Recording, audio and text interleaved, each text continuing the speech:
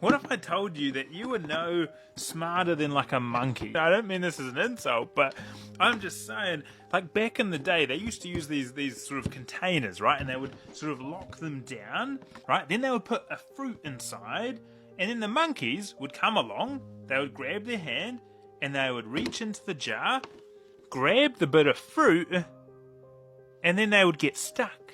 They wouldn't be able to get their hand out. Right? They would stay there ideally overnight, right? They would just be stuck there, and then they'd be like, oh, I just want the fruit, I just want the fruit, so they would keep trying. The crazy thing is, you know, like, well, obviously I would just take my hand out. However, what if it was a cell phone in there? What if, like, actually right now, as you're scrolling, there is actually nothing holding you in this place. There is nothing stopping you from going out and working on your goals, achieving your goals, working on other things, just having meaningful moments with friends and family. There's nothing stopping you. Apart from this like addiction for the dopamine, for the next hit, the next thing of just like, And we sometimes spend hours scrolling, don't we? We get stuck in and we know we want to be doing something else. That's the crazy part. We know there's other things. The thing is, all we have to do is just let go of the phone. Take our hand off.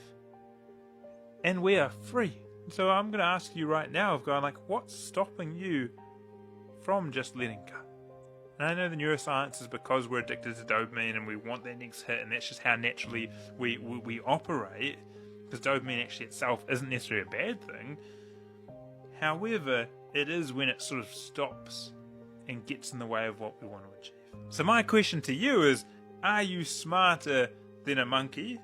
Or are you just the same, addicted to the next hit, unable to pull yourself away?